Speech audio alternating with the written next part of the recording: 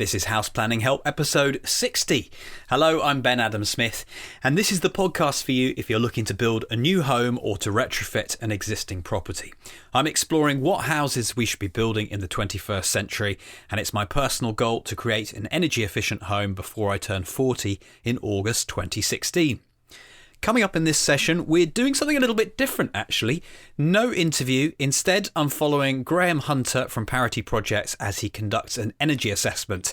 And it's on a house that I know well because it's my childhood home. I'll explain more in a few moments. First though, it's the UK Passive House Awards. The results, they're in, and we must mention these projects a big congratulations. In the architectural design category, it went to Burnham Overy Staithe. Now, this was the Parsons and Whitley project, and it just so happens that a couple of episodes back, episode 58, we spoke to Chris Parsons himself. So well done, Chris. Absolutely brilliant. I'm sure you're all very pleased. Bespoke Projects Design, that went to Kirsty Maguire Architects for a farmhouse that was inspired by a hayshed idea. We've got videos of all of these because Regen Media, my production company, has been producing those, so we'll embed the 3 winners into the show notes, so you need one more. In the cost and buildability category was Coventry Eco House that won that, and behind it BT Passive, Encraft and Force. All very different projects, but certainly deserving winners and deserving runners-up. Everyone's a winner, as we always like to say in these things.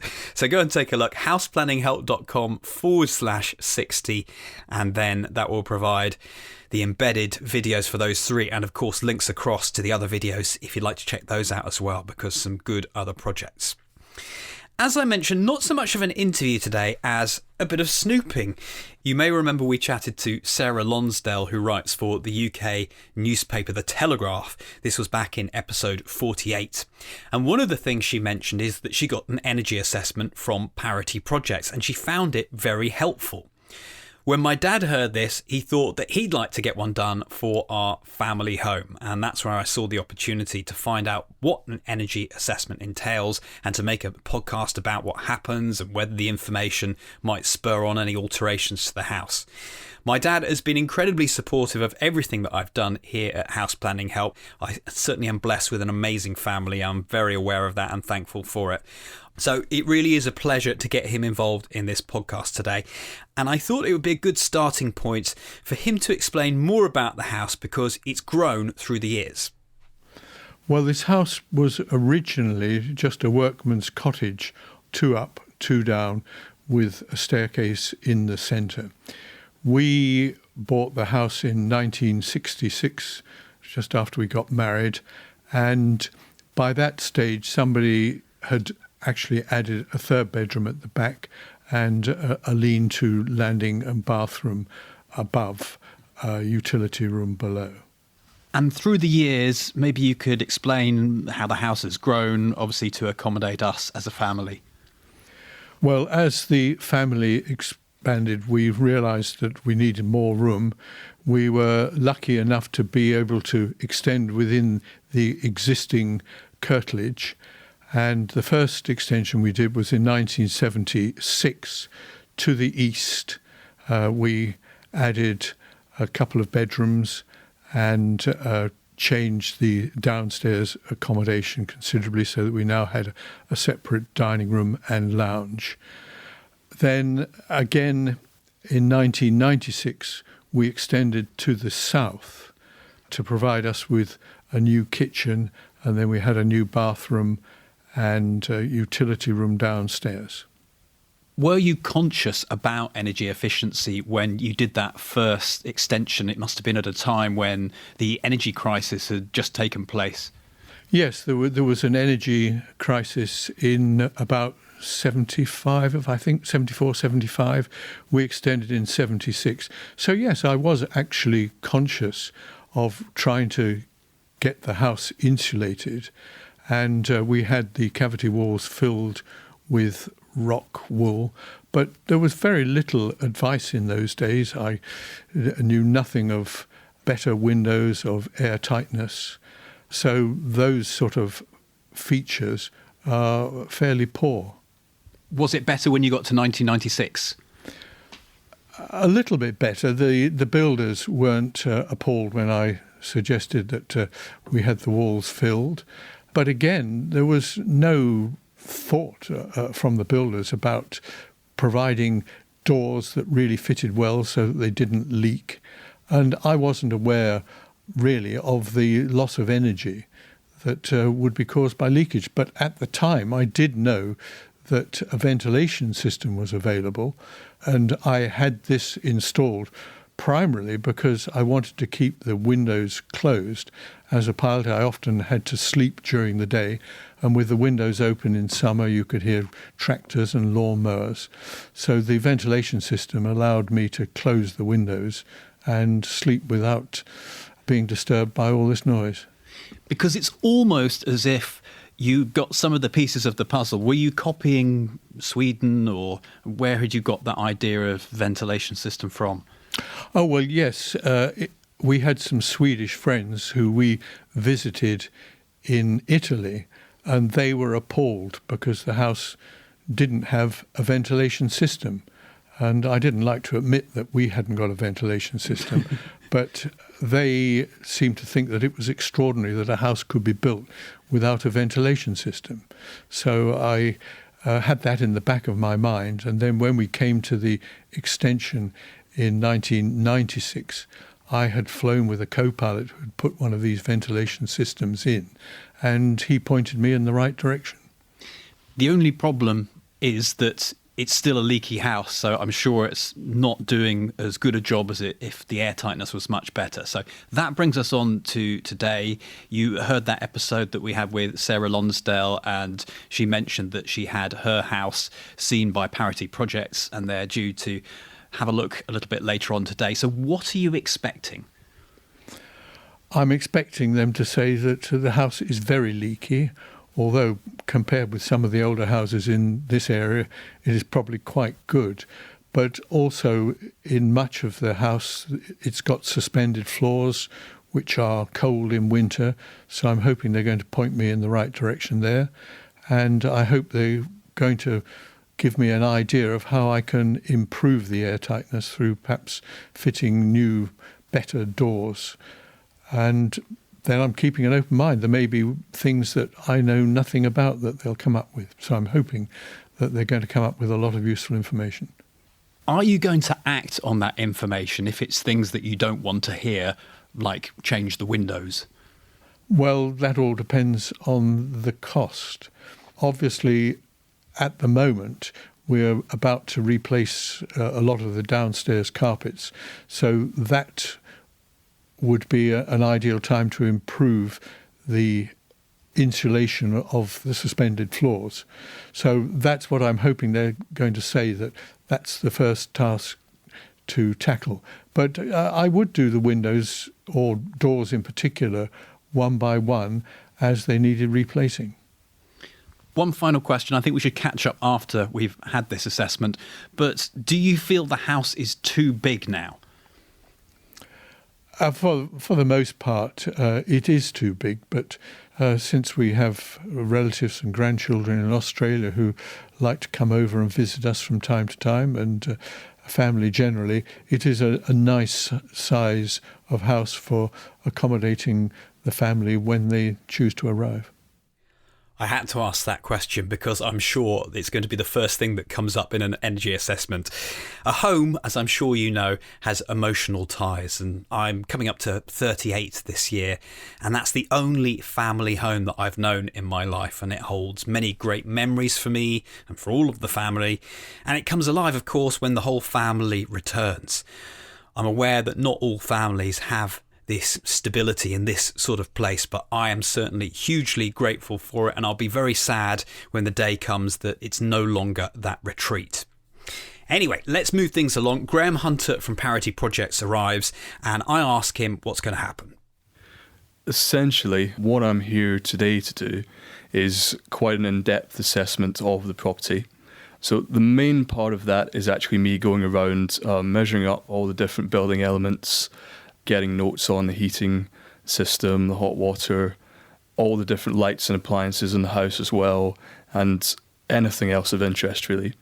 Also, part of the process is that we will actually sit down with you and sort of run through, what the aims are for the house, whether it's to just try and reduce running costs, whether there's environmental motivation, whether there are particular areas of the house that are quite difficult to heat that we want to focus on. So we'll talk a bit about that, and really what that then lets us do is we'll tailor the analysis around what you're trying to achieve with the house. We'll also, towards the end, once we've gone round, got all the notes on what all the appliances and lights are, we'll sit down with you, and what we can actually do is we put into the software what times of day the heating's on, whether that differs at the weekends, different times of the year. We can model up the hot water use depending on how many showers you're taking, how many baths you're taking per week. And we can also model up use of all the lights and appliances. What we'll also do is we will take a note of what your utility bills are telling us you're using as well. So before we go away and recommend internal wall insulation, upgrading the heating system, etc., we're actually calibrating the base case scenario of how the house is using energy against the bills. So we know that the savings that we're modelling are realistic and everything makes sense. It does sound like there are many variables in this. So each site, is it a very different conclusion that you come to according to the client, according to the building? It is. I've been doing these surveys for 2 years now, with the company being in existence for about 8. And we have this conversation all the time. You can walk into a Victorian terrace house and you do an energy assessment on it. You can walk into the house next door and it'll be entirely different. The savings that we predict, because we're modelling up individual occupant usage, what we often find is that every house genuinely is just so much different to the one next door. From this point on, I leave Graham to go about his work. The first thing that he does is sit down with my dad for about 10 to 15 minutes and ask some questions. These are about the property, the reasons for doing this survey, the usage of things like hot water and so on. We're just going to dip into that conversation to get an idea of how thorough it is. I've skipped some of the earlier parts because it was about the house and we've already learnt a little bit about that. And so it will also get tedious if we listen to too much of it. So we'll just use this as an example of what it will be like. I know that this podcast, it's not going to be 100% exactly what happened, just a taster. In terms of trying to reduce running costs or trying to reduce environmental impact or just trying to make the house a bit warmer, is there an order of priority there? I think to try and make the house a little warmer and the environment would be the two main factors. But obviously, also I would like to make some savings. I know I'm never going to recover what I invest. Is there any of the work you would consider doing DIY, or would most measures be a case of bringing in tradespeople? Once upon a time I might have done some DIY, but I'm long since past that, so I'm afraid it's bring in the tradesman. Again, that's just something that will affect the costs which we'll apply for different measures. So I'll just explain what we will also do is we'll go away and model up all the improvements we can think of.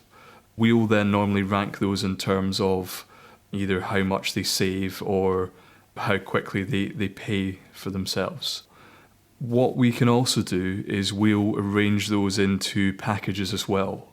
The idea being that if you were to add up all the predicted savings of all the measures, that's quite different from the actual effect of applying them all at the same time.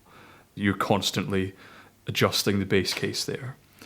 Now, we tend to build sort of standard packages where people aren't sure what they're looking for yet. So the first one would be what we call no-brainers.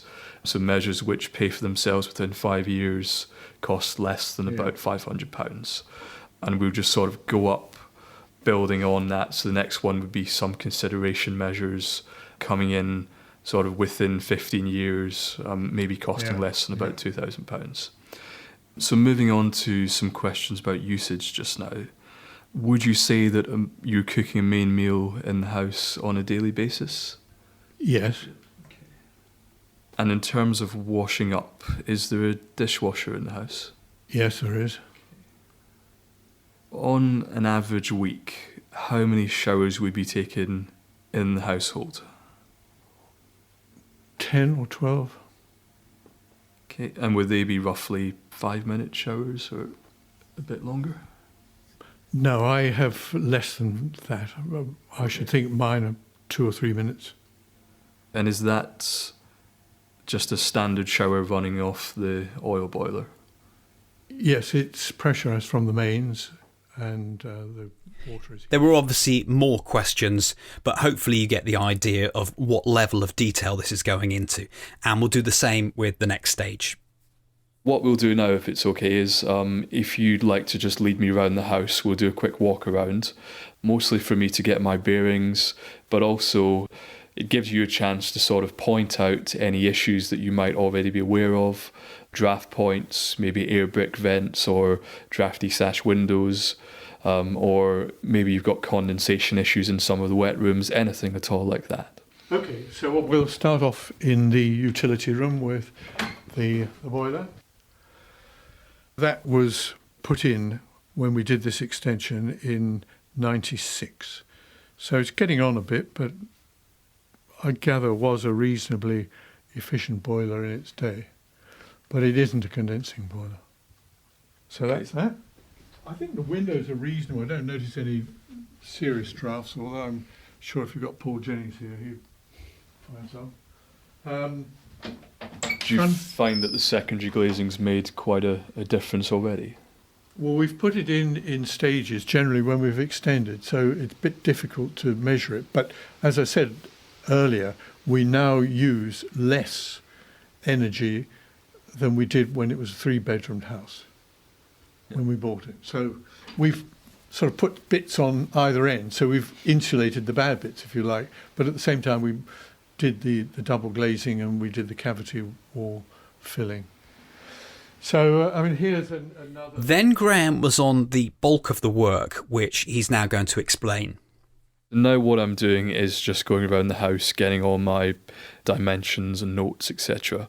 One of the first things I'm going to look at is the loft, mainly looking at the level of insulation up there, type of insulation as well, but also taking note of a couple of other things which maybe some people don't consider. So for example, is the loft hatch insulated? If it's not, then is the loft ladder attached to it? So is that going to affect what can be done to it? Is it draft proofed? In this property we've also got a mechanical ventilation system, so I'm going to just have a quick look at that as well to check out the specification of the system.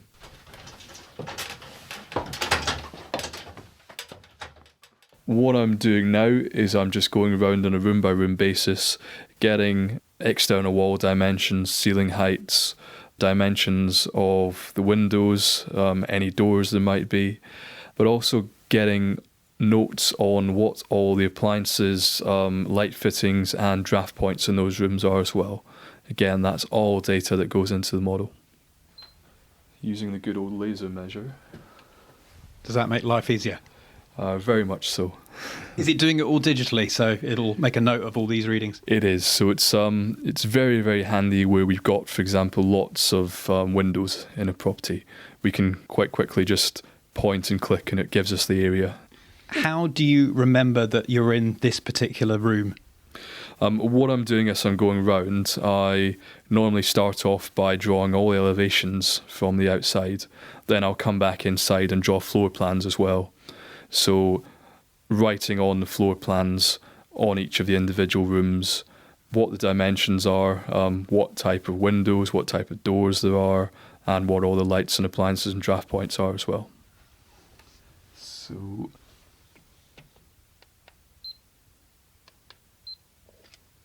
and I'll just get the walls as well. Wall thickness? Right now it's just the actual dimensions of the walls. Wall thickness is a good one to pick up on though. Normally what we're doing is we're judging what type of wall we've got. be it a cavity wall or a solid wall or one of the more unusual constructions. What we're basing the assumption of wall type on is both the age of the property, the brick pattern as well, and normally we're also measuring the thickness of the walls at the window reveals as well. And all those things added together give us an indication of what type of wall we're dealing with. We'll also fast forward a bit to when he checks out the boiler. What we'll do is we'll take a note of the type of boiler and that model number. And within the software itself, we've got the UK boiler database. So we can actually look up that exact model of boiler. And what we take is the seasonal efficiency of that along with the hot water efficiency. And so the calculations of energy use are based on those figures. How often is it just a case of you need a new boiler? It varies from house to house, to be honest. The cost effectiveness of upgrading the central heating system does depend quite heavily on how it's actually being used. So one thing we quite commonly come across is people who might be struggling with their gas bills, who are simply just not using the central heating as much as they might like to, which is an interesting situation because then you've got this scenario of, well, because the central heating's not being used very much, the actual time that it would take to pay back if you were to upgrade that then becomes longer. It really is something that just varies from house to house. And again, depending on whether it's a gas boiler, whether it's an oil boiler like we've got here, or even whether it's a combi boiler, and we don't have to consider things like the hot water cylinder. I've noticed you've mentioned payback a couple of times today. Is payback something that people are always wanting to know? Because it's not always clear cut. It's not, but it tends to be what leads most people's decisions. So we do have the ability, for example, to tailor the output of the report depending on what the homeowner is actually looking for. Most of the time, I have to say that is payback. I mean, there's an argument of, is it worth, building an energy efficient house, or should I say retrofitting an energy efficient house, if those measures will never actually pay for themselves within the time that you're in the property. So that's what does tend to sort of lead people. We have had some clients who have an entirely environmental motivation, in which case payback is not the big issue. In that instance, what we can do there is tailor the packages of measures based on trying to find the maximum CO2 saving that we can sort of reasonably achieve without, almost knocking the house down and starting again. So it's quite a bespoke service, and it is tailored around, what the property owner is really trying to get out of this. So by the end, it became clear that this was about developing a picture not only of the house, but the occupants' habits within that house. Yes, it's a case of going around getting all the wall, floor, roof constructions and measurements and the model number of the boiler and the level of insulation on the hot water cylinder. But all of that needs to be tied in with a detailed assessment of how the house is actually being used at the same time. We constantly find that the same house used by different people will act very differently. So that's why we sort of heating times down to the nearest 15 minutes, number of showers and the length of those, and really getting into the detail of how the house is being used. And also, right at the end, calibrating that against any build data that we've got as well, so that we're giving people paybacks based on costs, but also based on running cost savings. And we want to be sure that they are as accurate as we can make them. No doubt you have people asking you this at this stage. Can you tell us anything, or do you like to keep it quiet until we come and we get that final assessment? Yeah, it's a very common question.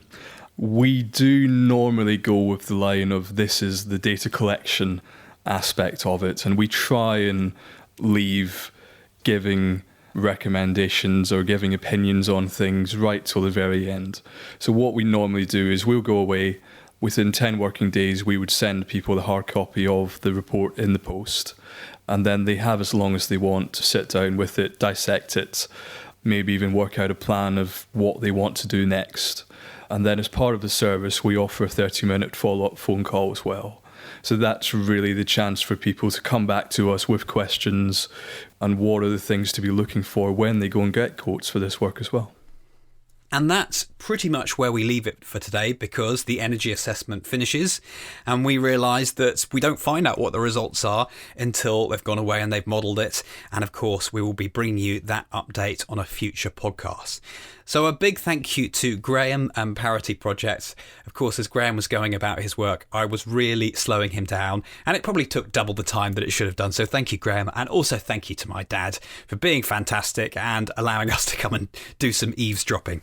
In the show notes for this episode, we reiterate what we got up to. There are also pictures of the house as it changed through the years to accommodate a growing family, and then we all left. Troublesome children. houseplanninghelp.com/60. I've got an iTunes review that I want to read to you. This is from the Decapitator in the United States, who says, "Very well done and worthy of your time." This is what it says. "I share Ben's goal of building an energy efficient home at some point in the hopefully not too distant future, and have really enjoyed listening to this podcast. Many of the same questions I've had are addressed here, always in a thoughtful and concise manner.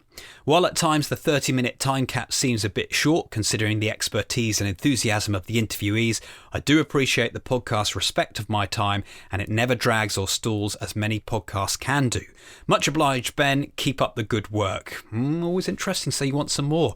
Keep you hungry, that's what I say. Right, we're about done.